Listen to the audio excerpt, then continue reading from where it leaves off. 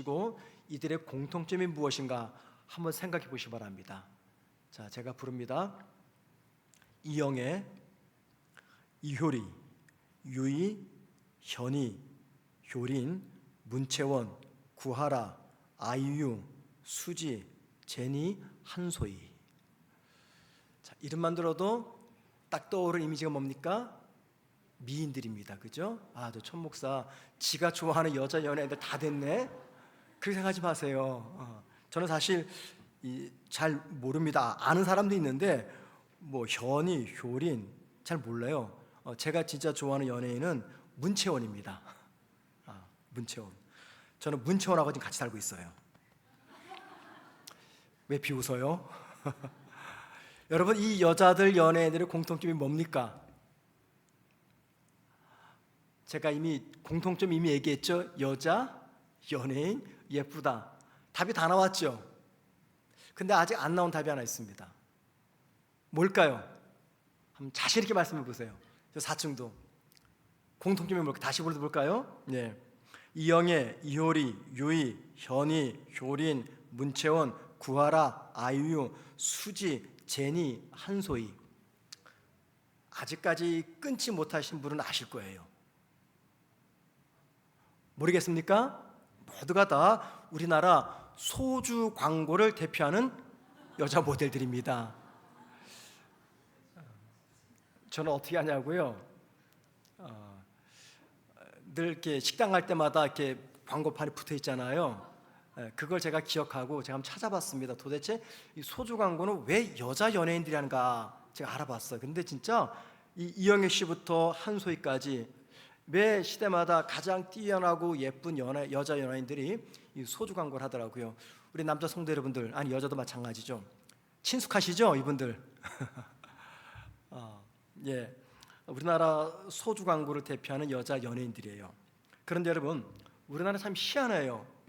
우리나라는요, 술 광고는 되는데 담배 광고는 안 됩니다. 여러분 그거 아세요? 담배 광고를 보신 적 있으십니까? TV에서나? 없어요.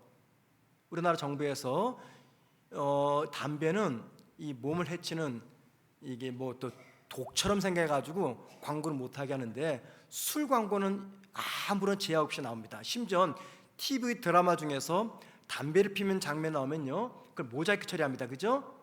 사실 영화 같은 데서나 담배 피지 드라마는 잘 안 피잖아요. 근데 드라마나 영화에서는요, 술 마시는 장면은 그냥 여과 없이 다 보여줍니다. 여러분 묻습니다. 술이 해롭습니까? 담배가 해롭습니까? 자, 술이 해롭다 손 들어보세요. 담배가 해롭다. 이건 뭡니까? 둘 다 해롭죠? 예, 근데 여러분들 솔직히 물어볼게요. 술이 더 좋으세요? 담배가 더 좋으세요? 술이 더 좋죠?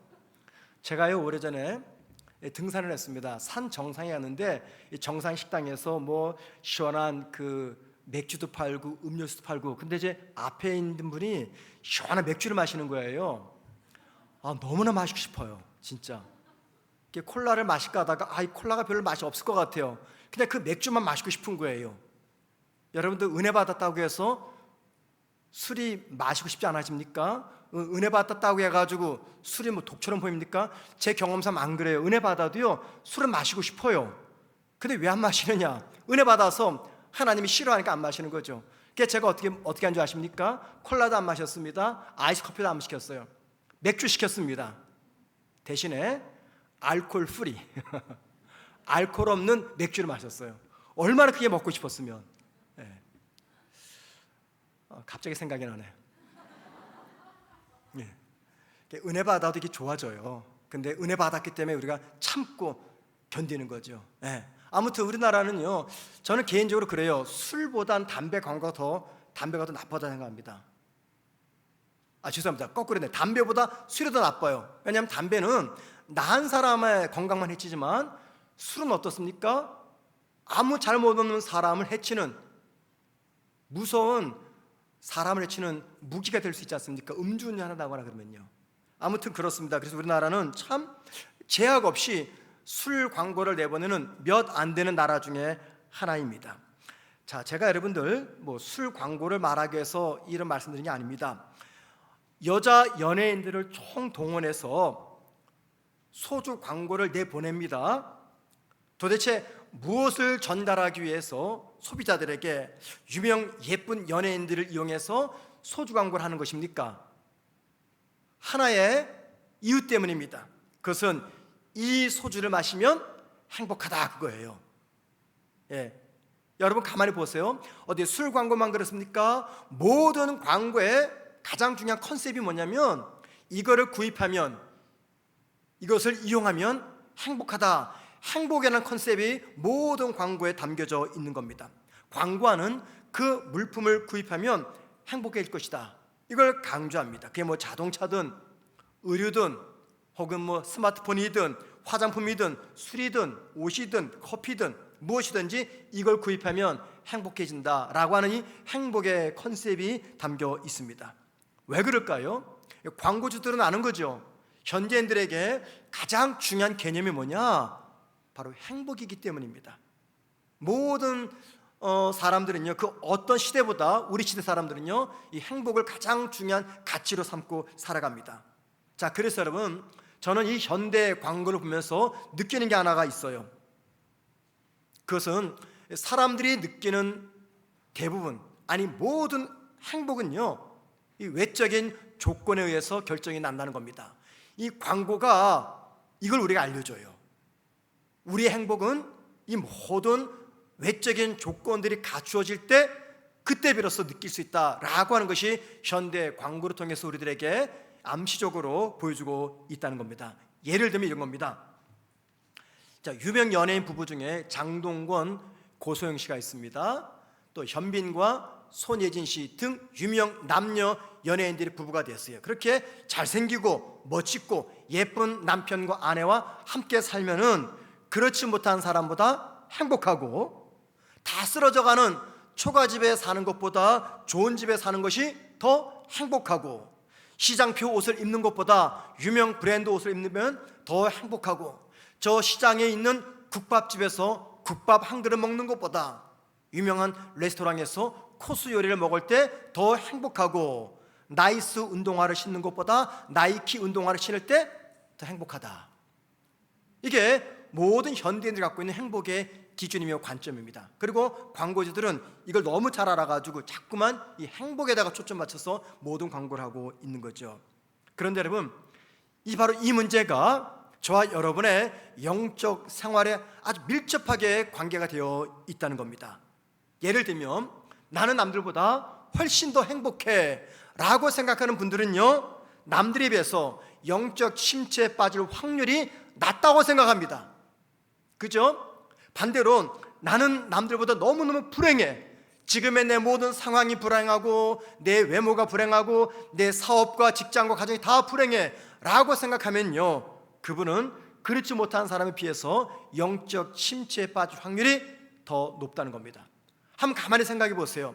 우리가 영적 침체에 빠졌을 때 그때가 주로 언제였습니까? 바로 이런 거죠. 내 행복을 보장해주는 이 외적인 조건들이 다 무너졌을 때, 잃어버렸을 때, 그때 남들보다 더 빨리 영적 침체를 느끼게 된다는 겁니다.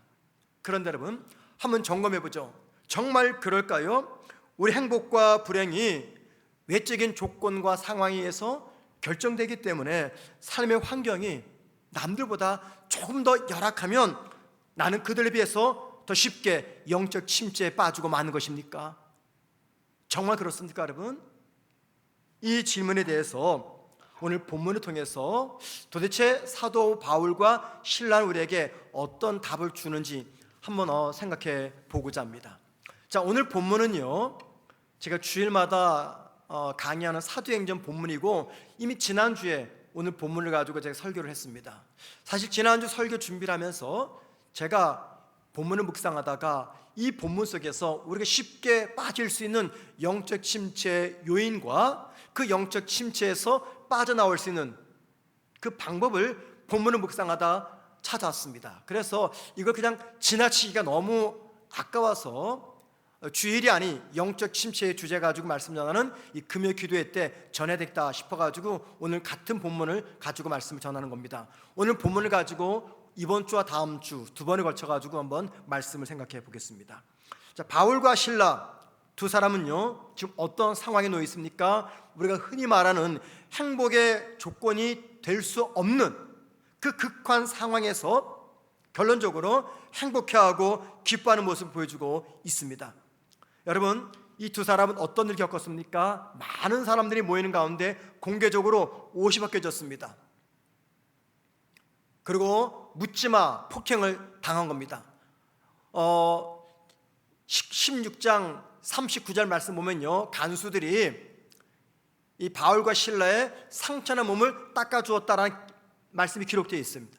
이걸 볼 때 아마도 시장에서 막 피가 터지는 엄청난 폭행을 당했다라고 짐작할 수가 있어요. 자, 그리고 어떻게 합니까? 이제 지하 감옥에 갇히죠. 발은 착고에 묶입니다. 여러분, 이 모든 상황 어떤 상황입니까? 절대 행복을 느낄 수 없는 그런 상황입니다. 자, 그런데 두 사람은 어때요? 불평과 원망과 절망을 해야 되는 그 상황에서 뭐합니까? 기도하고 찬양을 합니다. 자, 그래서 여러분, 이 바울과 실라 이야기는 이 말씀을 대하는 저와 여러분에게 정말 중요한 것을 알려줘요. 그게 무엇입니까? 행복은 성적순이 아니다라는 겁니다. 우리 자녀들이 종종 말하죠. 행복은 성적순이 아니잖아요.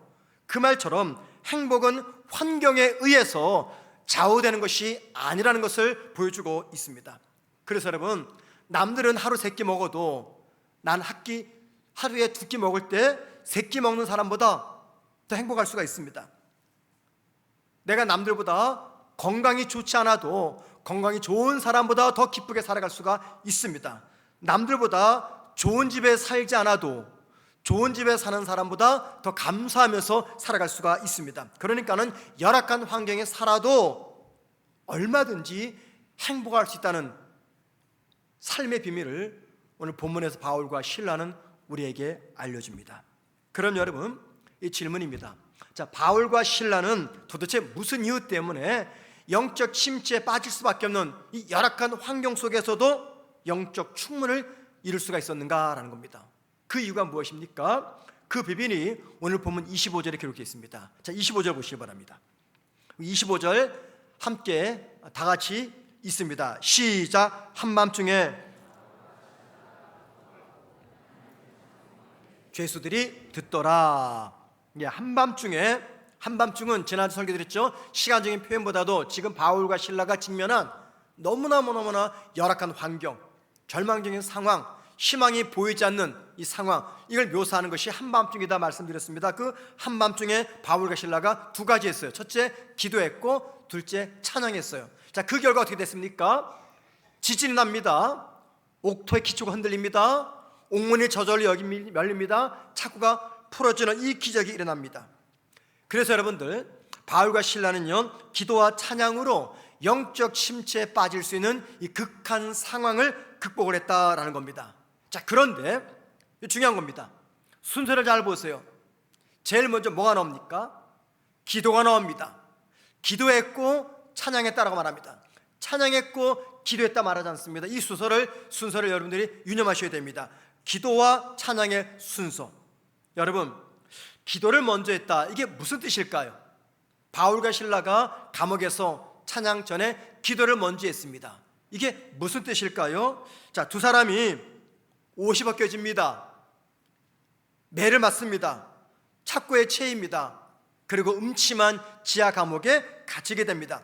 바로 그때, 그 당시에는요, 기뻐하기보다도 원망과 불안감에 휩싸였을 것이에요.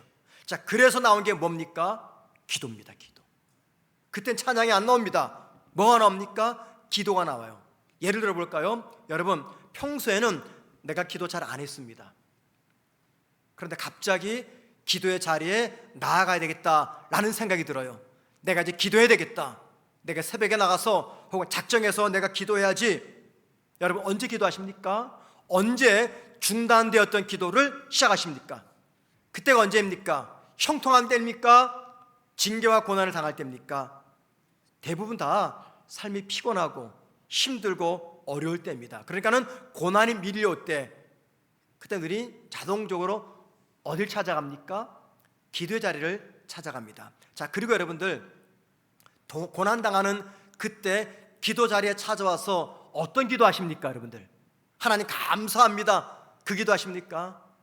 뭐 그런 분도 계시겠죠. 하지만 대부분은요, 고난당할 때 기도 자리에 찾아와서 그런 기도 안 합니다. 어떤 기도예요? 하나님, 내 삶에 너무나 힘든 상황이 찾아왔습니다. 도대체 하나님 왜 그런 거죠? 왜 그렇습니까? 하나님 이럴 수 있습니까? 하나님께 따지고 원망하고 푸념하고 살려달라고 통해하는 그런 기도를 합니다. 그건 당연한 반응이죠. 저는요, 이 바울과 실라가 빌립보 감옥에 들어왔을 때 모두가 잠든 그 시간 잠은 안 옵니다. 온몸은 폭행을 당해서 막 쑤십니다. 피범벅입니다. 그때 바울과 실라가 기도를 했는데, 그때 그 기도란 자신들에게 주어진 처절한 삶의 현실을 보면서 하나님 앞에서 이렇게 울부짖었을 것 같아요. 하나님, 이게 뭡니까? 당신이 가라 해서 여기까지 왔는데 도대체 이럴 수 있습니까? 하나님, 이게 무슨 뜻입니까? 하나님, 이 고난에서 우리를 건져주십시오. 날이 밝으면 우리가 어떻게 될지 모릅니다. 만약에 우리가 죽게 되면 복음을 누가 전합니까? 하나님, 이럴 수 있습니까? 등등의 탄식과 절규와 원망과 살려달라는 이 통의 기도를 드리지 않았겠는가 생각을 합니다. 왜요? 그 기도는요, 모든 사람들이 환난 가운데 보이는 이 공통된 신앙의 고백이며 모습이기 때문이에요. 자, 그런데 여러분, 그거 아십니까? 내 삶에 고난의 파도가 밀려왔을 때 하나님께 따지는 기도를 합니다. 막 살려달라고 토니하는 기도, 이게요 은혜라는 겁니다. 은혜. 왜 은혜인 줄 아십니까? 성도가 고난을 만나면요, 누구를 막론하고 심리적 변화를 경험해요. 틀림없습니다. 고난이 찾아오면요, 그 고난 때문에 이전에 변화하지 않았던 심리적 변화를 경험하게 됩니다. 그런데 여러분, 그 심리적 변화를 경험하는 그 시작점이 언제인지 아세요? 심리적 변화를 경험하는 시작점, 바로 그때가 기도의 때라는 겁니다. 이게 무슨 말입니까? 이런 거죠. 우리가 살면서 고난을 만났을 때 영적 침체에 빠지지 않고 그 과정을 무사히 빠져나가게 하는 거, 그게 바로 첫 시작이 기도부터 시작이 된다는 겁니다. 그 기도가 뭐 문제 해결을 위한 기도이든지, 혹은 하나님께 따지는 기도이든지, 또는 원망의 기도이든지, 반드시 기도의 시작을 통해서 우리가 영적인 침체에서 벗어날 수가 있습니다. 왜요? 우리의 이 심리적 변화가 이 기도부터 시작이 되기 때문입니다. 자, 그리고 여러분들, 왜 기도가 영적 침체에서 벗어나는 첫 출발점이 될까요? 왜 그렇습니까? 자, 이제 기도를 합니다. 자, 기도를 하다 보면 그 다음에 나타나는 변화가 있습니다. 어떤 변화일까요? 기도를 하다 보면요, 우리에게 새로운 변화 단계가 찾아와요. 그 단계가 어떤 단계입니까? 찬양하는 단계입니다. 찬양하는 단계. 여러분, 기도란 보통 내 고통을 하나님께 호소하는 것이다 그랬어요. 그 찬양이란 무엇입니까? 찬양은요, 내 고통을 하나님께 호소하는 게 아니죠. 물론 우리의 찬양 중에 내 고통을 하나님께 호소하는 그런 가사의 찬양이 있습니다. 하지만 여러분, 성경에서 말하는 찬양의 본질은요, 내 고통을 호소하는 게 아니죠. 찬양의 본질은 하나님의 영광을 선포하는 겁니다. 하나님의 사역과 하나님의 신실하심을 높이며 찬양하는 것, 이게 찬양의 본질입니다. 자, 바울과 실라는요, 이 감옥이라고 하는 최악의 환경에서 기도한 이후에 어떻게 바뀝니까? 하나님의 영광을 선포하고 하나님의 신실하심을 찬양하고 있는 거예요. 이게 25절에서 기도하고 찬양했다, 그 뜻입니다. 그럼 여러분, 한번 생각해 보죠. 이 바울과 실라가 빌립보 감옥에서 기도한 다음에 찬양했다 그러는데 어떤 종류의 찬양을 했을까요? 어떤 종류의 찬양을 했을까요? 어떤 종류의 찬양인지 이것도 중요하지만 더 중요한 게죠, 그 찬양의 내용이 어떤 내용이었길래 닫혔던 옥문이 열리는 기적, 착고가 풀리는 이 기적을 경험하게 된 겁니다. 우리는요, 이 당시 바울과 실라가 어떤 종류의 찬양을 했는지 정확히 알지 못합니다. 왜냐하면 오늘 본문에서는 그 찬양의 내용이 무엇인지 말하고 있지 않기 때문이에요. 그런데 짐작할 수 있는 중에 힌트가 성경에 기록되어 있습니다. 자, 고린도후서 1장 8절과 9절입니다. 고린도후서 1장 8절과 9절 보면요, 그 찬양의 내용, 빌립보 감옥에서 바울과 실라가 불렀던 찬양이 어떤 내용일까 짐작할 수가 있어요. 잘 보세요. 제가 먼저 혼자 읽어볼게요. 형제들아, 우리가 아시아에서 당한 환난을 너희가 모르기를 원하지 아니하노니. 어디서 환난을 당했다고요? 아시아에서. 지금 빌립보는 유럽입니다. 그러니까 유럽 건너오기 전 아시아에서 우리가 환난을 당했다, 그 말입니다. 그런데 그 환난을 가리켜서 뭐라고 하나요? 계속 보세요. 힘에 겹도록 심한 고난을 당해서. 환난이 곧 고난입니다. 환난이 곧 고난이다 설명합니다. 계속 보세요. 살 소망까지 끊어지고, 얼마나 환난과 고난이 컸던지 살 소망까지 끊어졌대요. 보세요. 그 다음에 우리는 우리 자신이 그 다음에 사형 선고를 받은 줄 알았으니. 사형 선고를 받았대요. 보세요. 환난을 겪었고 고난을 당했고, 그 환난과 고난이 뭐라고요? 사형 선고를 받는 것 같다 말합니다. 이는 우리로 자기를 의지하지 말고 오직 죽은 자를 다시 살리시는 하나님만 의지하게 하심이라. 지금 바울은요, 이 고린도 교회 성도들에게 자신이 경험했던 고난당한 이야기를 전해줍니다.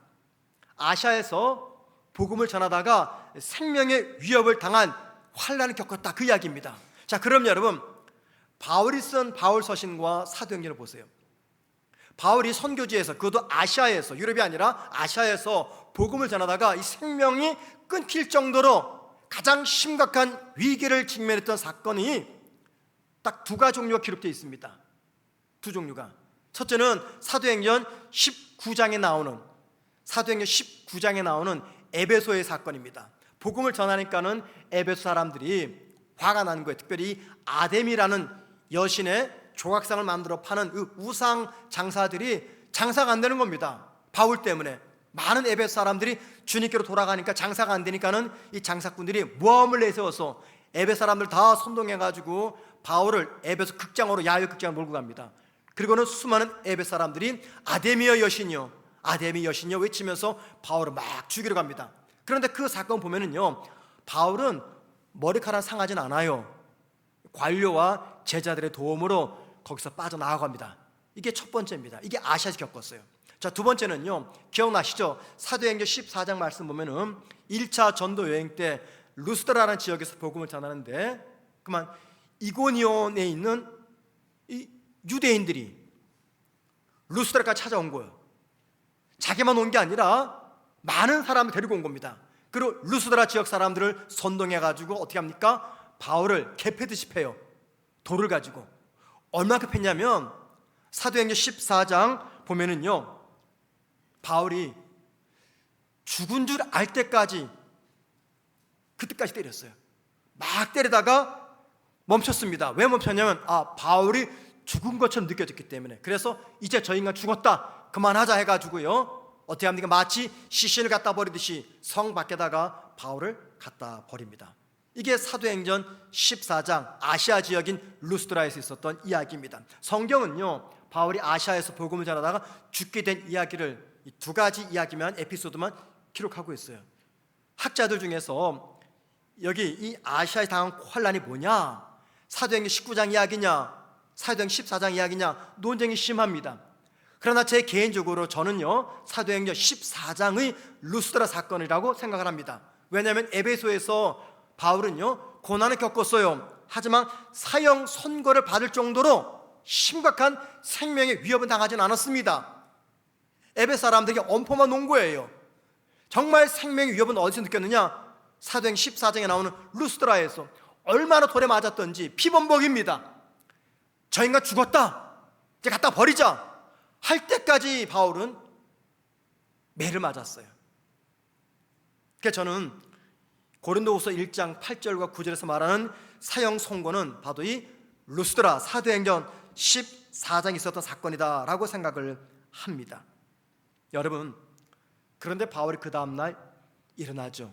죽지 않았습니다. 죽은 줄 알고 갖다 버렸는데 바울은 죽지 않습니다. 제자들의 돌봄으로 몸의 기력을 회복한 다음에 거기서 어디로 갑니까? 70km 떨어진 더베라는 곳에 가서 복음을 전합니다. 자, 여러분, 그때 바울이 뭘 생각했을까요? 자기를 때린 사람들은 바울이 죽은 줄 알고 갖다 버렸습니다. 근데 죽지 않았어요. 다시 선교하기 위해서 여행을 떠납니다. 그 길 속에 바울이 무슨 생각을 했을까요? 분명 이런 생각을 했을 거예요. 하나님이 왜 하나님의 일을 하는 나에게 목숨이 붙었다 떨어졌다는 이 환난을 당하게 하실까? 이런 고민하다가 그가 내린 결론이 있습니다. 그게 뭐라고요? 여기 고린도후서 1장 8절 9절에 말하지 않습니까? 오직 죽은 자를 다시 살리시는 하나님만을 의지해야 된다라는 것을 바울이 이 사건을 통해서 깨닫게 됩니다. 자, 그리고 나서 이제 시간이 흘렀습니다. 바울과 실라가 빌립보 감옥에 갇혔어요. 죽도록 매를 맞았습니다. 감옥에 갇혔습니다. 마치 이 상황이 어떤 상황과 유사합니까? 몇 년 전 루스드라에서 겪었던 그 사건과 너무나 흡사한 거예요. 그러면서 바울은 바로 그 루스드라 사건을 빌립보 감옥에서 기억을 하는 겁니다. 자, 그리고 루스드라에서 자신의 생명을 건져주신 하나님께서 오늘 이 빌립보 감옥에서도 구해주실 것을 확신하면서 뭘 했습니까? 찬양을 한 거예요. 이때 찬양은 불안의 찬양입니까? 두려움의 찬양입니까? 아니죠. 기쁨과 확신에 찬 찬양이었습니다. 여러분, 바울과 실라가 이 감옥에서 찬양한 것은 원래 그들의 성격이 낙천적이기 때문이 아니에요. 혹은 그들의 찬양이 억지스러운 위선적인 찬양도 아니었습니다. 그들은 하나님의 신실하심에 대한 확신과 소망 때문에 빌립보 감옥에서 찬양한 거예요. 그리고 그 소망이 어떤 사건을 회상하면서 생긴 소망입니까? 이게 중요해요. 몇 년 전 1차 전도 여행 때 루스드라에서 겪었던 그 사건, 죽음의 위협 속에서 그의 생명을 건져주신 하나님의 전능함, 그 능력을 기억하면서 이 찬양을 불렀던 겁니다. 그러면 여러분, 바울이 찬양 전에 빌립보 감옥에서 어떤 기도했을까요? 그럼 분명히 이런 기도했을 겁니다. 하나님, 루스드라에서 저의 생명을 구하지 않으셨습니까? 과거에 진실하셨던 하나님께서 이 감옥에서도 저희를 외면하시 아니하실 줄을 믿습니다 라고 말이죠.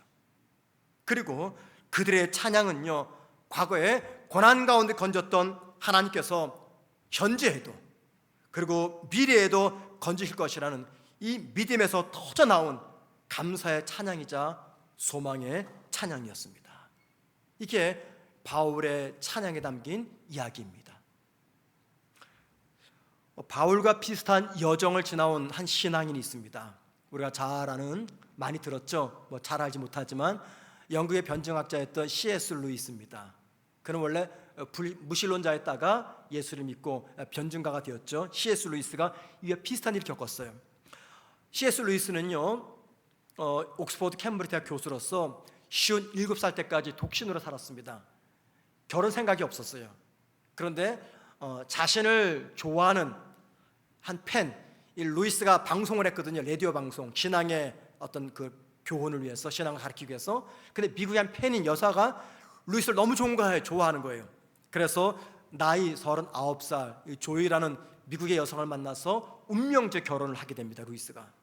그런데 결혼하고 나서 4년 뒤에 아내 조이가 암으로 세상을 떠납니다.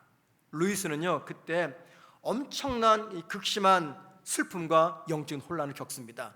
그런 극심한 슬픔과 영적인 혼란함을 한 책에 담아 놓았습니다. 책 제목이 헤아려 본 슬픔입니다. 이 책에서 당시 아내 조이를 잃었던 그 슬픔의 마음을 그대로 기록하고 있어요.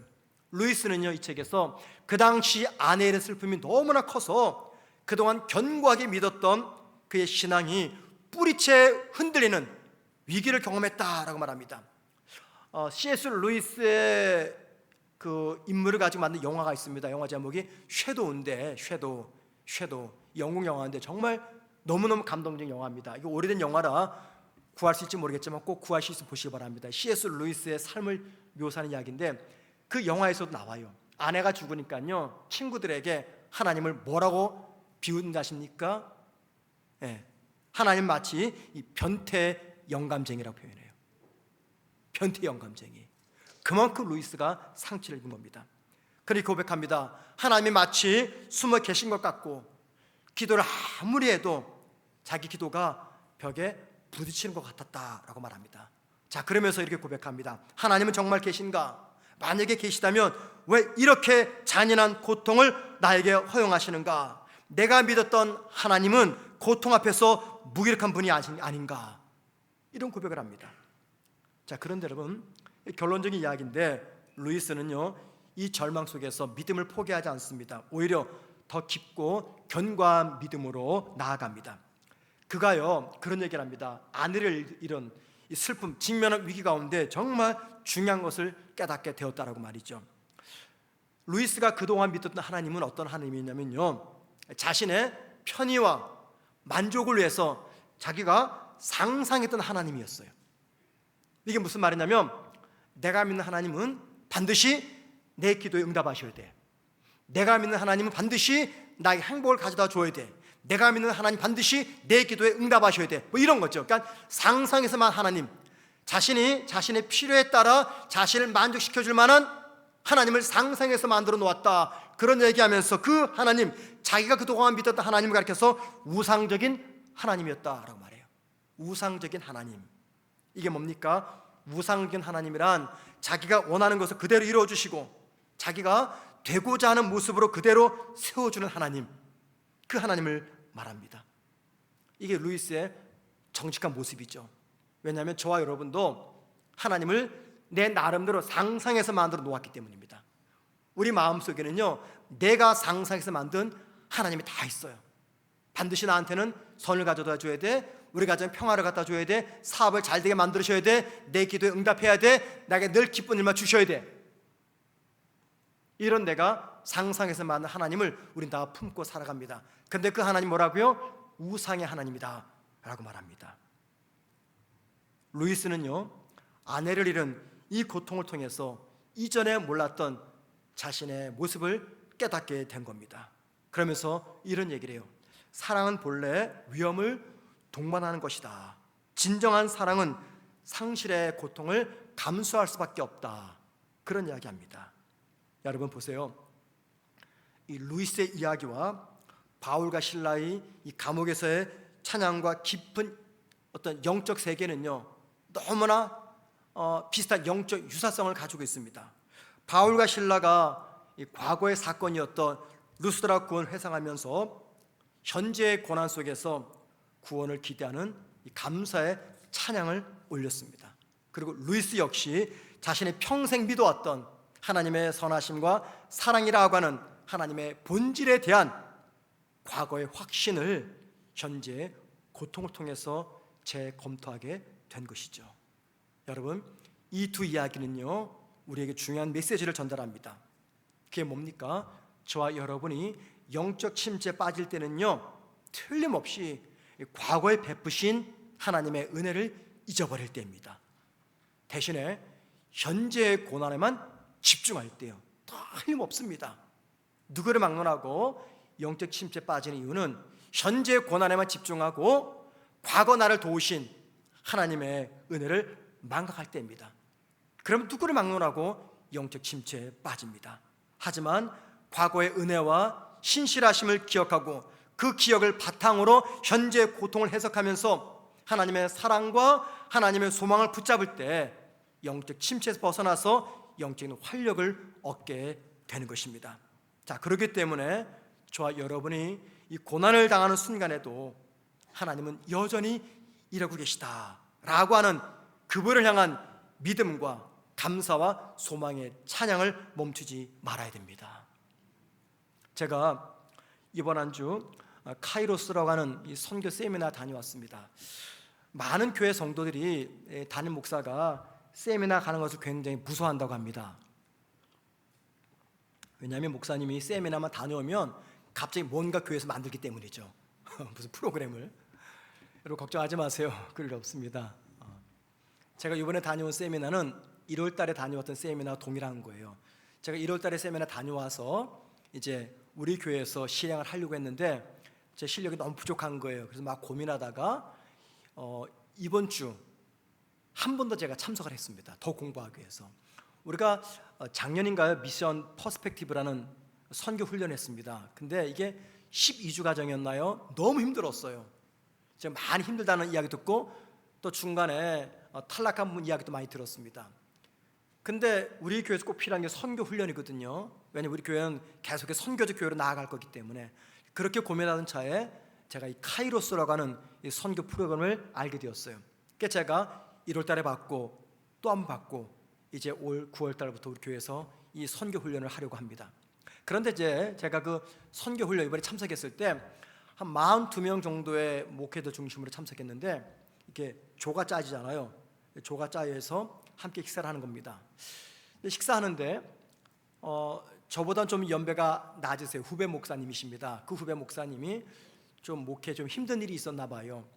자, 그러면서 이야기하다가 저도 이제 잠깐 아주 간단하게 제 힘든 이야기를 한마디 했어요. 그랬더니 이분이 깜짝 놀라시는 거예요. 그러면서 무슨 말 하냐면 목사님 뵙기에는요 지금까지 태어나서 한 번도 고생하지 않은 분처럼 보여요 라고 말하는 거예요. 자, 그러니까는 저를 잘 아는 한 목사님이 옆에 계시다가 아이고 목사님 그런 말 좀 말씀하시라고 우리 천 목사님 이야기 보따리 풀면 이게 긴 밤을 지내야 됩니다. 이제 그렇게 얘기를 한 거예요. 근데 후배 목사님은 저를 보시면서 목사님은 고생 하나 하지 않고 그냥 편안하게 여기까지 오신 것 같아요. 여러분 보기에도 그렇습니까? 마음은 진짜 기쁘더라고요. 행복하고 하나님 또 이뤄내 주시는구나. 그런데 여러분도 마찬가지겠지만 저 역시도 지금까지 오는 동안 얼마나 많은 고난을 겪었는지 말로 다 설명할 수가 없습니다. 그리고 저는요 그 모든 고난들을 해결하기 위해서 정말 성실하게 최선을 다해서 살아왔습니다. 내가 할 수 있는 모든 노력들 다 해보았습니다. 심지어는 언제 말씀드렸지만은 밧줄 타고 높은 고층에서 유리창 닦는 그 일까지도 해보았어요. 그러니까는 내게 찾아온 고난을 저는 피하지 않고 극복하려고 정말 최선을 다해서 할 수 있는 거 다 해보았습니다. 그런데 여러분 그 시간이 지나고 난 다음에 내가 늘 깨닫는 게 있어요. 그게 뭐냐면 하나님은 그때그때마다 내가 감히 생각조차 하지 못했던 방법으로 내 모든 인생의 문제들을 해결하셨고 여기까지 오게 하셨구나라는 겁니다. 자, 그러면서 그런 경험들이 제 삶에 하나둘 축적되면서 제가 깨닫게 된 것이 있어요.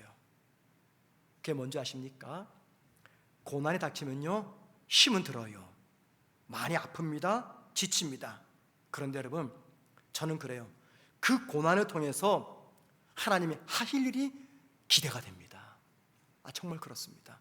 제가 고난을 좋아하는 사람이 아니라 저도 피하고 싶죠. 근데 고난이 찾아오잖아요. 그러면요 이 과거의 모든 순간들이 다 떠올리면서 축적된 모든 경험들이 살아나면서 하나님께서 이 고난을 통해서 어떤 일을 진행하실까 이게 기대가 됩니다.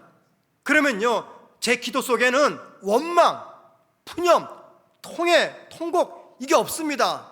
대신 하나님 이 일을 위해서 어떤 일을 하시겠습니까? 그리고 저는 어떤 준비를 하면 좋겠습니까? 이 기도가 나와요. 왜 그렇습니까? 기대가 되기 때문에. 그래서 고난이 찾아오면요 부정적인 말 하지 않습니다. 신세 타령하지 않습니다. 하나님 왜 그러냐고 원망하지 않습니다. 대신에 하나님의 진실하심과 하나님의 능력을 정능성을 찬양하는 찬양이 제 입에서 나오게 된다는 겁니다. 이거 제 자랑질 아닙니다. 여러분들 적어도 과거에 나를 도우신 하나님의 은혜를 경험한 순간들이 축적이 되어 있다면요 반드시 우리 입에서 이런 고백이 나와야 된다는 겁니다. 우리 삶을 돌아보세요. 지금까지 살아오신 날 힘든 순간이 얼마나 많았습니까? 얼마나 많았어요 여러분들. 그런데 여러분 우리 모두는요 그 모든 힘든 시간들을 다 견디면서 여기까지 왔어요. 그때는 너무너무 힘들었고 죽을 것 같았는데 어찌어찌 하다 보니까 여기까지 왔어요. 대충 살지 않았습니다. 열심히 살았고 견디며 여기까지 왔어요. 그러면 여러분 그 힘들었던 모든 시간들 어떻게 이겨냈습니까? 어떻게 무엇으로 견뎠고 무엇으로 이겨내셨어요? 어떻게 지내왔습니까? 내 능력, 내 지혜만으로 그 모든 순간들을 지나오셨습니까? 아니에요 여러분들 절대 아닙니다. 하나님의 은혜가 매 순간마다 나와 함께 하셨습니다. 인생길 한 고비고비 넘어가기가 얼마나 힘이 들었습니까? 쉽지 않았습니다. 한 번도 쉬운 적이 없어요. 그런데 그 고비고비 넘어갈 때마다 하나님께서 나와 함께 하심으로 당신의 전능함을 보여주셨고 당신의 신실하신 인도에 따라 저와 여러분을 여기까지 오게 하셨습니다. 그러면 여러분 하나님께서 오늘 여기까지만 인도하기 위해서 과거의 힘든 시간을 지켜주신 것입니까? 2025년 7월 11일 오늘까지만 내가 너의 하나님이 되어줄게, 오늘까지만 내가 너 삶을 지켜줄게 하셔서 과거의 힘든 순간들을 지켜주신 것입니까? 오늘까지만 인도하기 위해서? 아니죠. 절대 아닙니다. 하나님께는요, 내 인생을 향한 더 크고 더 위대한 계획이 있습니다. 우리가 그것을 찾지 못했을 뿐이에요. 저와 여러분은요, 현재의 편안한 삶에 머물고 싶어 합니다. 오랫동안 여기가 좋사오니 하나님, 요즘 같으면 살만나요. 하나님, 요즘 같으면요 내가 믿음 생활 할 만합니다. 하나님, 요즘 같으면요 감사한 것 매주일 드릴 수 있어요. 하나님, 평생 이렇게만 살았으면 좋겠습니다. 이게 우리의 마음이에요. 그죠 여러분들? 그러면 여러분, 만약에 내 삶에 고난이 오늘 찾아오면 어떤 생각이 듭니까? 이 고난이 평생 갈 것 같아요. 나는 그냥 이 고난에 허덕이다가 내 인생 끝날 것 같아요. 우리 이런 이중적인 마음이 있습니다. 오늘의 삶이 편안하면 이 삶이 영원했으면 좋겠다. 오늘의 고통이 당장 끝나지 않고 영원토록 지속될 것만 같아요. 그런데 여러분, 하나님이 저와 여러분을 인도하시는 목적지는요 절대 현재가 아닙니다. 아무리 내 삶이 오늘 편해도 오늘이 하나님의 목적지가 아니에요. 오늘 내 삶이 아무리 힘들고 고통스러워도 오늘 이 시간이 하나님께서 저와 여러분을 이끌고 가시는 최종 목적지가 아닙니다. 지금보다 더 복되고, 지금보다 더 찬란하고, 지금보다 더 풍성한, 지금보다 더 성숙한 자리로 끌고 가시는 것이 하나님의 계획이며 하나님의 뜻입니다. 그리고 하나님은요 바로 그 목적 때문에 과거에 나를 도우신 거예요. 지금보다 더 나은 나를 세우기 위해서 과거 내가 힘들었던 그때 나를 혼자 두지 아니하시고 나와 함께 하셨고 피할 길을 주셔서 여기까지 온게 하셨고, 현재도 나를 돕고 계시고 내가 피하고 싶은 이 고난, 고통을 허용하시고 허락하고 계시다는 겁니다. 이 모든 삶의 여정 속에서 우리가 뭘 기억해야 됩니까?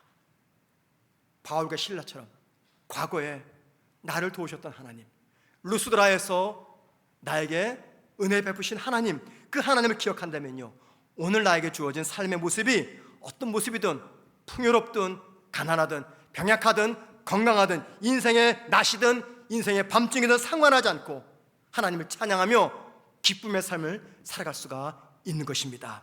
기도와 찬양으로 내 삶에 찾아온 이 감옥의 문을 여시는 이 밤 되기를 주의 이름으로 축원을 드립니다.